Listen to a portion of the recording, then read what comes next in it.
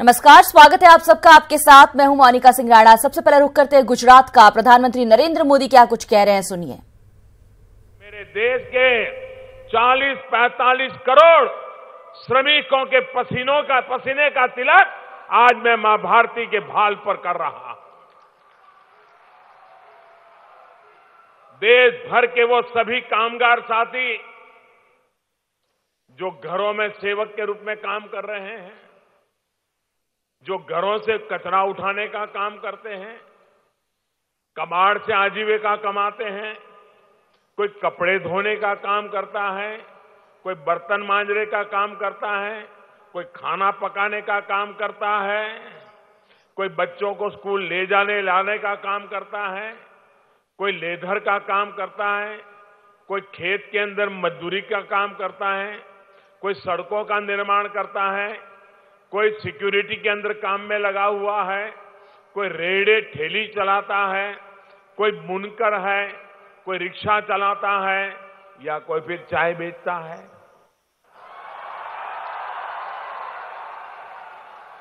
ऐसे अनेक कामों से जुड़े सभी कामगार साथियों को आज एक बहुत ही बड़ा अवसर है, बहुत ही बड़ी भेंट है। मैं उन सबको बहुत बहुत बधाई देता हूं। ये योजना ऐसी है कि मेरे मजदूर भाइयों बहनों, मेरे कामगार भाइयों बहनों, मेरे श्रमिक भाइयों बहनों, पसीना बहा करके जिंदगी जीने वाले मेरे भाइयों बहनों, ये आपको अपने बुढ़ापे का एक मजबूत संबल इससे मिलने वाला है। आपका इस योजना से आप ही आपके सहायक बन गए हैं, आप ही खुद आपका सहारा बन गए हैं और मोदी सरकार सहायक के रूप में कंधे से कंधा मिला करके आपके साथ खड़ी है। जो लोग इस योजना का लाभ उठाएंगे उन्हें 60 वर्ष की आयु के बाद 3,000 रुपये की नियमित मासिक पेंशन तय है। मतलब साल भर में करीब करीब 40,000। उस उम्र में ये रकम बहुत बड़ी होती है। जब शरीर काम करना बंद कर देता है तब ये बहुत बड़ा सहारा बन जाती है। आज कुछ लाभार्थियों को यहां योजना से जुड़ने पर एक कार्ड दिए गए हैं और मुझे बताया गया, अभी मंत्री जी मुझे कह रहे थे कि अब तक आंकड़ा करीब 14.5 लाख साथी इस योजना से जुड़ भी चुके हैं। पहले मैंने सोचा था कि योजना करूंगा तब तक 11 लाख कर देना, लेकिन आज मुझे बताते हैं कि हम तो 14.5 लाख पार कर गए हैं। साथियों, ये भी खुशी की बात है कि अभी तो 10-15 दिन पहले ही देश के लगभग 12 करोड़ किसानों के लिए प्रधानमंत्री किसान सम्मान निधि योजना की शुरुआत हुई और आज देश के लगभग 42 करोड़ श्रमिकों के लिए इतनी ही बड़ी योजना आज मैं आपके चरणों में दे रहा हूं।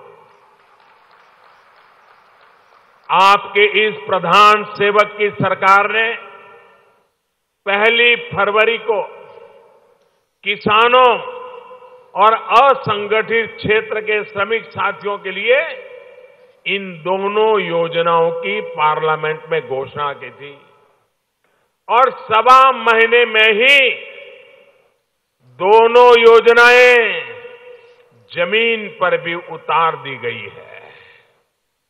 साथियों, आज की ये योजना मेरे लिए निजी तौर पर एक भावुक पल है, क्योंकि मैंने स्वयं अनुभव किया है कि आप सभी को किन परिस्थितियों से गुजरना पड़ता है। मुझे एहसास है कि देश के करोड़ों गरीबों और असंगठित क्षेत्र के श्रमिकों के मन में हमेशा ये सवाल रहता था कि जब तक हाथ पैर चलते हैं तब तक तो काम भी मिल पाएगा। तो प्रधानमंत्री मानधन योजना लॉन्च किया गया, उसके बाद नरेंद्र मोदी तमाम लोगों को संबोधित कर रहे थे, इस योजना के लाभ बता रहे थे। अगली खबर की बात करते हैं। वायुसेना की एयर स्ट्राइक के बाद बीजेपी ने अपनी चुनावी रणनीति में बदलाव किया है, बदल दिया है। अब बीजेपी की प्रचार की थीम लाइन राष्ट्रवाद होगी, यानी बीजेपी पाकिस्तान में एयर स्ट्राइक को चुनाव का बड़ा मुद्दा बनाएगी। बड़े स्तर पर इसकी तैयारी है। जाने माने गीतकार प्रसून जोशी राष्ट्रवाद पर जोशीले गीत लिख रहे हैं। गीत पाकिस्तान पर एयर स्ट्राइक, राष्ट्रवाद और राष्ट्र सुरक्षा को लेकर लिखे जा रहे हैं। इन गानों की थीम लाइन 2014 के लोकसभा चुनाव प्रचार के इस गाने की तरह होगी। कसम है मुझे इस मिट्टी की, मैं देश नहीं झुकने दूंगा।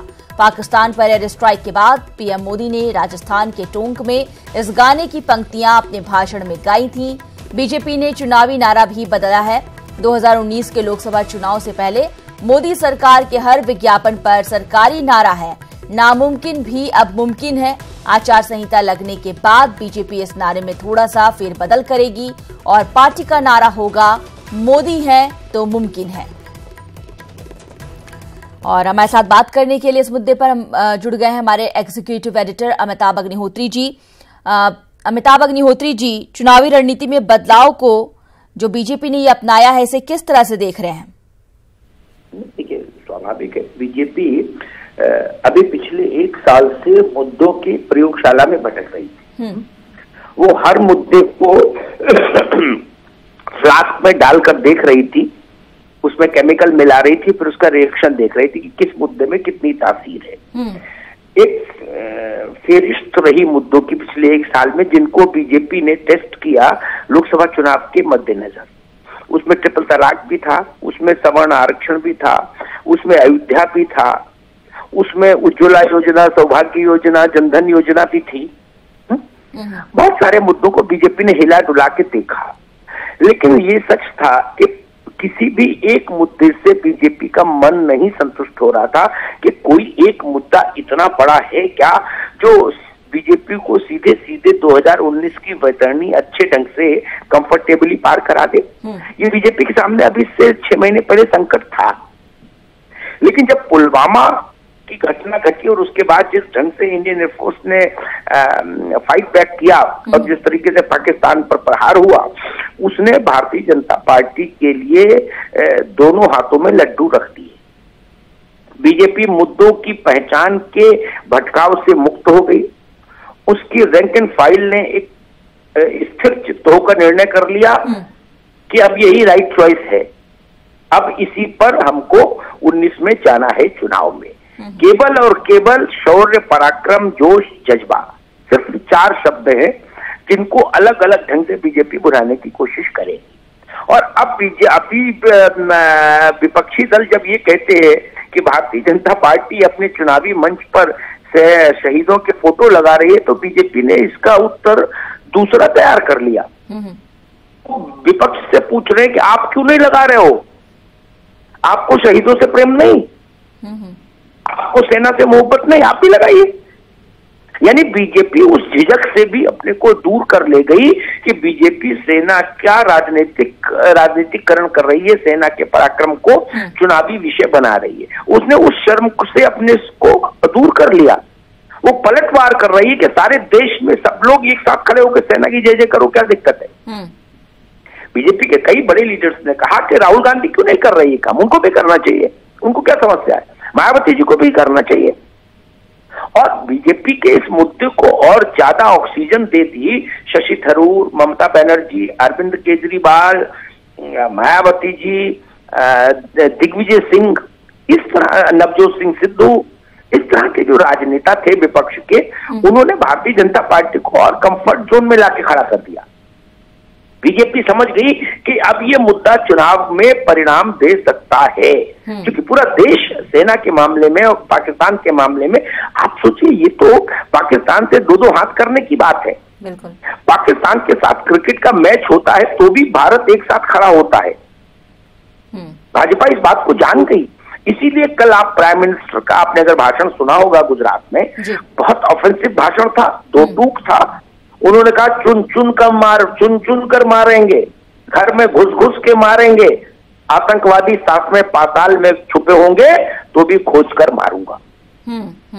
यानी सीधे सीधे बिना किसी किंतु परंतु के, पर्देदारी के, बीजेपी और उसके टॉलेस्ट लीडर ने साफ कर दिया कि 19 की लड़ाई हम इसी हथियार से लड़ेंगे। अब तय विपक्ष को करना है। वो भाजपा के ऊपर आरोप लगा के ही अपना काम चलाना चाहती है, क्या आप सेना का राजनीतिकरण कर रहे हैं, या भाजपा के कोरस में शामिल होना चाहती है, या कोई तीसरी लाइन लेना चाहती है?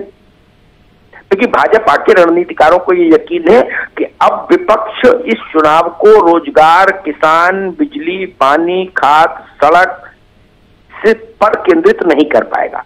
अब जो की फैक्टर है, जो की इश्यू है इस चुनाव में, वो यही रहेगा, राष्ट्रवाद।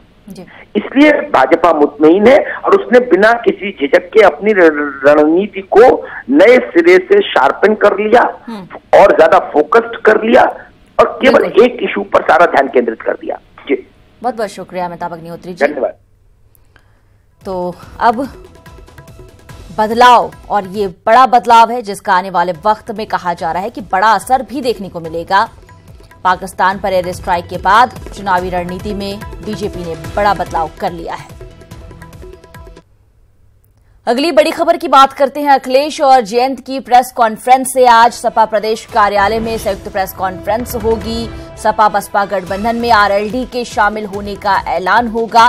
सपा बसपा गठबंधन में आरएलडी को 3 सीटें मिलना तय है। बागपत, मुजफ्फरनगर और मथुरा की सीटों पर आरएलडी लड़ेगी। सपा ने अपने कोटे से आरएलडी को मथुरा की सीट दी है। आरएलडी ने गठबंधन में शामिल होने के लिए 4 सीटें मांगी थी। प्रेस कॉन्फ्रेंस से पहले चौथी सीट पर बातचीत हो सकती है।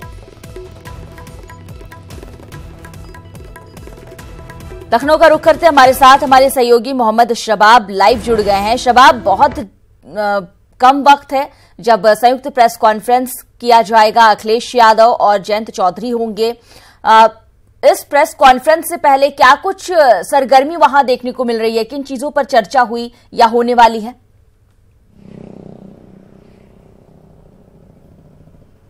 और देखिए, गठबंधन में आरएलडी की भूमिका को लेकर के बहुत सारे कयास थे, बहुत सारी जो बातें थी वो तो उस दिन क्लियर हो गई मोनिका, जिस दिन आरएलडी के खाते में 3 सीटें गईं। क्योंकि शुरुआत में यह कहा जा रहा था कि आरएलडी को महज 2 सीटें दी जाएंगी। समाजवादी पार्टी के राष्ट्रीय अध्यक्ष अखिलेश यादव ने बड़ा दिल दिखाते हुए अपने कोटे की, क्योंकि 38 सीटें समाजवादी पार्टी के पास थी, उसने 1 सीट अपने कोटे की आरएलडी को दी। आरएलडी के खाते में 3 सीटें हो गई। अब यह कहा जा रहा है कि आरएलडी 4 सीटों को मांग रही है और चूंकि मौका इस वक्त चुनावी बार्गेनिंग का है, लिहाजा खबरें और अटकलें ये भी हैं कि आरएलडी कांग्रेस के भी संपर्क में है और वहां पर उसको गठबंधन में 5 से ज्यादा सीटें मिलने के अनुमान लगाए जा रहे हैं। चूंकि आरएलडी वेस्टर्न यूपी में बहुत मजबूत पार्टी के तौर पर देखी जाती है। हालांकि इन सब के बीच में जयंत चौधरी का एक बयान आया था जिसमें उन्होंने ये कहा था कि रिश्ते हमारे लिए ज्यादा इंपॉर्टेंट हैं, सीटों पर बार्गेनिंग हो जाएगी। लेकिन फिर भी जो खबरें हैं उनके मुताबिक आरएलडी 4 सीटें मांग रही है कुल, यानी कि अभी वो समाजवादी पार्टी से 1 सीट की और बार्गेनिंग करना चाहती है, क्योंकि 3 सीट पर आरएलडी के ही कैंडिडेट लड़ेंगे, जिसमें जयंत चौधरी 1 सीट पर लड़ेंगे, 1 सीट पर उनके पिता लड़ेंगे और तीसरी सीट पर जयंत चौधरी की पत्नी को टिकट दिया जा सकता है, ऐसी भी खबरें हैं। चौथी सीट पर आरएलडी किसे उतारती है, यह भी कश्मकश का विषय है। मथुरा सीट वो हो सकती है जहां पर परिवार के अलग का कोई सदस्य चुनाव लड़ेगा। हालांकि अब से थोड़ी देर में जयंत चौधरी लखनऊ के अमौसी एयरपोर्ट पर पहुंचेंगे और यहां से सीधे वो अखिलेश यादव से मुलाकात करने जाएंगे। 3:30 बजे का वक्त मुकर्रर किया गया है दोनों की ज्वाइंट प्रेस कॉन्फ्रेंस का। और कहा यह जा रहा है कि ज्वाइंट प्रेस कॉन्फ्रेंस के बाद जयंत चौधरी मायावती से भी मुलाकात कर सकते हैं। हालांकि अभी उनकी मायावती से मुलाकात की औपचारिक घोषणा नहीं है, लेकिन खबरें ये हैं कि वो मायावती से मुलाकात कर सकते हैं, क्योंकि मायावती लखनऊ में ही है। ऐसी सुगबुगाहटें वो आ रही हैं। तो अब आज ये देखना होगा कि फाइनली चूंकि वक्त बहुत कम बचा है, 8-9 में फाइनली डेट अनाउंस हो जानी है इलेक्शन कमीशन की तरफ से चुनावों की, तो बहुत ज्यादा वक्त नहीं है। आरएलडी को यह तय करना होगा कि वो 3 सीटों के साथ ही गठबंधन में जाएगी या फिर कुछ और सीटों के बार्गेन के साथ वो कांग्रेस के पास जाएगी। तो अब ये विषय जो है वो दोपहर बाद क्लियर हो जाएगा। लेकिन खबरों की माने तो जयंत चौधरी समाजवादी और बहुजन समाज पार्टी के गठबंधन के साथ ही चुनाव लड़ने के लिए इच्छुक हैं। 3 या 4 सीटें, बस अब थोड़े घंटों का इंतजार और है। समाजवादी पार्टी क्या उनको अपने कोटे से सीट देगी, ये देखना होगा। इसके लिए इंतजार करना होगा शबाब, और इंतजार करते हैं। बहुत बहुत शुक्रिया इस तमाम जानकारी के लिए। तो 3 से 3:30 बजे का वक्त बताया जा रहा है जब अखिलेश यादव और जयंत चौधरी संयुक्त प्रेस कॉन्फ्रेंस करने वाले हैं, और इसमें ऐलान किया जाएगा आने वाले वक्त में किस तरह से चुनाव लड़ा जा रहा है। क्योंकि फिलहाल जो आरएलडी है उसके खाते में 3 सीटें हैं और आरएलडी चाहती है कि उसे 4 सीटें मिले।